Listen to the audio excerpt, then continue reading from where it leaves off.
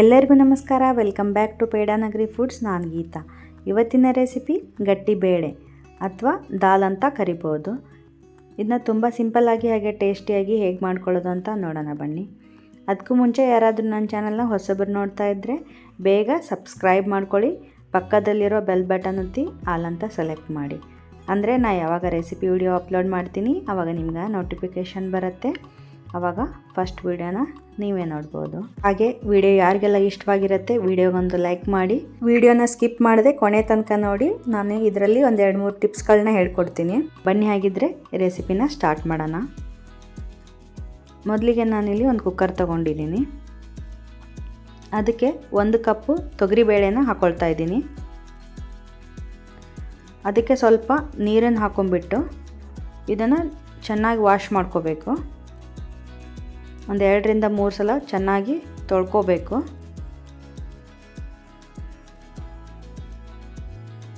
ನೋಡಿ ಇವಾಗ ನಾನು ತೊಳ್ಕೊಂಡು ಬಂದೆ. ಇವಾಗ ಇದಕ್ಕೆ ಕಾಯ್ದಿರೋಂಥ ನೀರನ್ನು ಹಾಕಬೇಕು.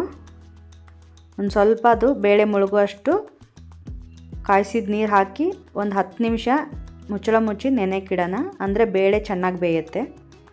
ನೋಡಿ ಈಗ 10 ನಿಮಿಷ ಆಗಿದೆ. ನೋಡಿ ಡಬಲ್ ಆಗಿದೆ ಸೈಜ್ ಎಲ್ಲ, ಬೇಳೆಗಳ ಸೈಜ್ ಎಲ್ಲ ಡಬಲ್ ಆಗಿದೆ. ಆಮೇಲೆ ಬೇಳೆನೂ ಬೇಗ ಕುಕ್ ಆಗುತ್ತೆ. ಇವಾಗ ಅದಕ್ಕೆ 1 ಟೀ ಸ್ಪೂನು ಜೀರಿಗೆ, 1 ಟೇಬಲ್ ಸ್ಪೂನು ಧನಿಯಾ ಪೌಡರು, 2 ಟೇಬಲ್ ಸ್ಪೂನು ಖಾರದ ಪುಡಿ, 1 ಟೀ ಸ್ಪೂನು ಅರಿಶಿನ ಪುಡಿ, ಒಂದು ಸ್ವಲ್ಪ ಕರಿಬೇವು, ಆಮೇಲೆ ನಾನಿಲ್ಲಿ 2 ಟೊಮ್ಯಾಟೊನ ಈ ಥರ ದೊಡ್ಡ ದೊಡ್ಡದಾಗಿ ಕಟ್ ಮಾಡಿ ಹಾಕ್ತಾಯಿದ್ದೀನಿ. 1 ಗಡ್ಡೆ ಬೆಳ್ಳುಳ್ಳಿ ಹಾಕ್ತಾಯಿದ್ದೀನಿ. ಇಲ್ಲಿ 1 ಟೀ ಸ್ಪೂನಷ್ಟು ಎಣ್ಣೆ ಹಾಕ್ತಾಯಿದ್ದೀನಿ. ಎಣ್ಣೆ ಹಾಕೋದ್ರಿಂದ ಬೇಳೆ ಚೆನ್ನಾಗಿ ಬೇಯುತ್ತೆ. ಇವಾಗ ನಾನು ಕಾಯ್ದಿರೋಂಥ ನೀರನ್ನು ಹಾಕ್ತಾಯಿದ್ದೀನಿ.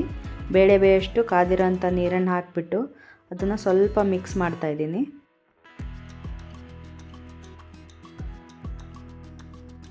ಮಾಡಿಬಿಟ್ಟು ಅದನ್ನು ಕುಕ್ಕರ್ ಲಿಡ್ ಮುಚ್ಚಿಬಿಟ್ಟು ಇದನ್ನು 3 ವಿಷಲ್ ಮಾಡ್ಕೋಬೇಕು.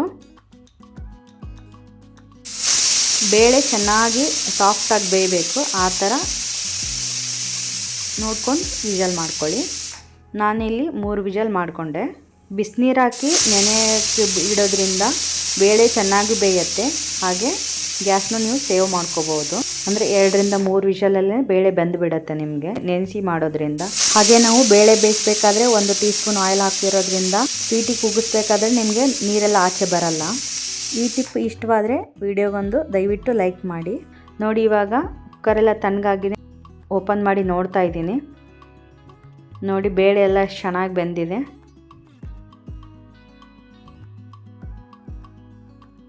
ಇವಾಗ ನಾನು 1 ಸ್ಪೂನ್ ತೊಗೊಂಡ್ಬಿಟ್ಟು ಅದನ್ನು ಚೆನ್ನಾಗಿ ಮಿಕ್ಸ್ ಮಾಡ್ಕೊಳ್ತೀನಿ.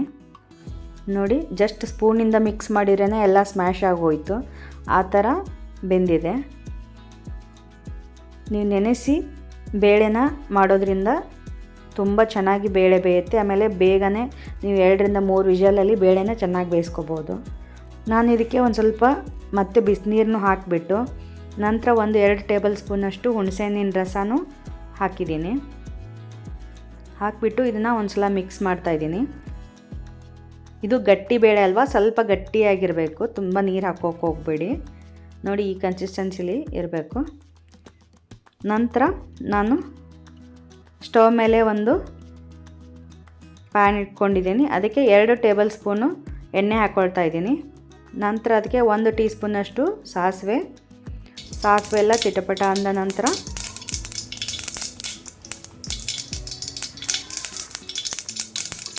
ಒಂದು ಟೀ ಸ್ಪೂನು ಜೀರಿಗೆ ಹಾಕ್ಕೊಳ್ತಾ ಇದ್ದೀನಿ. ನಂತರ ಸ್ವಲ್ಪ ಇಂಗು ಹಾಕ್ಕೋಬೇಕು.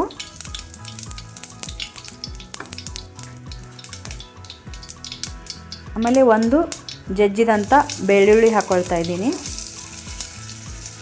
ಆಮೇಲೆ 2 ಗುಂಟೂರು ಒಣಮೆಣಸಿನ್ಕಾಯಿನ ಹಾಕ್ಕೊಂಡ್ಬಿಟ್ಟು ಇದನ್ನು ಚೆನ್ನಾಗಿ ಫ್ರೈ ಮಾಡ್ಕೋಬೇಕು. ಇವಾಗ ನಾನು ಇದಕ್ಕೆ 2 ಸ್ಟ್ರಿಂಗ್ನಷ್ಟು ಕರಿಬೇವನ್ನು ಹಾಕ್ಕೊಳ್ತಾ ಇದ್ದೀನಿ. ಹಾಕ್ಕೊಂಡ್ಬಿಟ್ಟು ಒಂದು ಸಲ ಫ್ರೈ ಮಾಡ್ಕೊಳ್ಳೋಣ.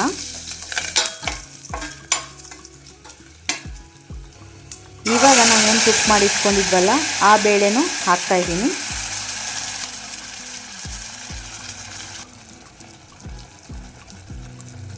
ಎಲ್ಲ ಬೇಳೆನೂ ಹಾಕಿಬಿಟ್ಟು ಇದನ್ನು ಸ್ವಲ್ಪ ಕುಕ್ಕರ್ಗೆ ಸ್ವಲ್ಪನೂ ನೀರು ಹಾಕಿಬಿಟ್ಟು ಹಾಕ್ತಾಯಿದ್ದೀನಿ. ನಂತರ ರುಚಿಗೆ ತಕ್ಕಷ್ಟು ಉಪ್ಪನ್ನು ಹಾಕಿಬಿಟ್ಟು ಇದನ್ನು ಒಂದು ಸಲ ಮಿಕ್ಸ್ ಮಾಡೋಣ.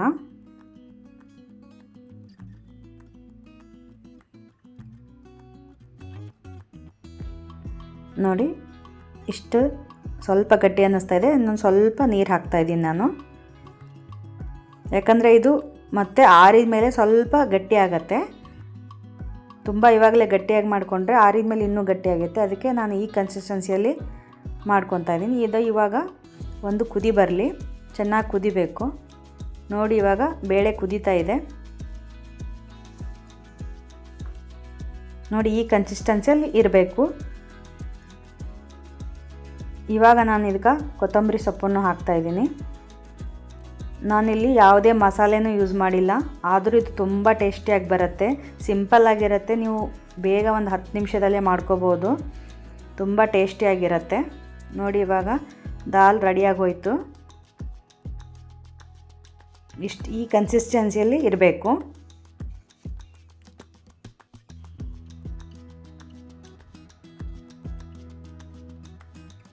ಈ ಕನ್ಸಿಸ್ಟೆನ್ಸಿಲಿದ್ದರೆ ನೀವು ರೊಟ್ಟಿ, ಚಪಾತಿ, ಅನ್ನಕ್ಕೆ, ಆಮೇಲೆ ಪೂರಿ, ಪರೋಟ ಯಾವುದಕ್ಕಾದರೂ ಯೂಸ್ ಮಾಡ್ಕೋಬೋದು. ನೋಡಿ ಇವಾಗ ರೆಡಿ ಆಯಿತು. ನಾನಿವಾಗ ಒಂದು ಸರ್ವಿಂಗ್ ಬೌಲ್ಗೆ ಗಟ್ಟಿ ಬೇಳೆನ ಸರ್ವ್ ಮಾಡ್ತಾಯಿದ್ದೀನಿ. ನೋಡಿ ಮನೆಯೆಲ್ಲ ಘಮ ಘಮ ಅಂತ ಇದೆ, ಅಷ್ಟು ಚೆನ್ನಾಗಿ ಸ್ಮೆಲ್ ಬರ್ತಾ ಇದೆ. ಯಾವುದು ನಾವು ಮಸಾಲೆನೂ ಯೂಸ್ ಮಾಡಿಲ್ಲ ಇದಕ್ಕೆ, ಆದರೂ ಅಷ್ಟು ಸಖತ್ತಾಗಿರುತ್ತೆ. ಈ ಕನ್ಸಿಸ್ಟೆನ್ಸಿಯಲ್ಲಿ ಮಾಡಿಕೊಂಡ್ರೆ ನೀವು ಯಾವುದಕ್ಕಾದರೂ, ನಾನು ಹೇಳಿದ್ನಲ್ಲ, ಯಾವುದೇ ರೆಸಿಪಿಗಾದರೂ ಯೂಸ್ ಮಾಡ್ಕೋಬೋದು. ನಾನಿಲ್ಲಿ ಇವತ್ತು ಇದನ್ನು ಅನ್ನದ ಜೊತೆಗೆ ಸರ್ವ್ ಮಾಡ್ತಾಯಿದ್ದೀನಿ.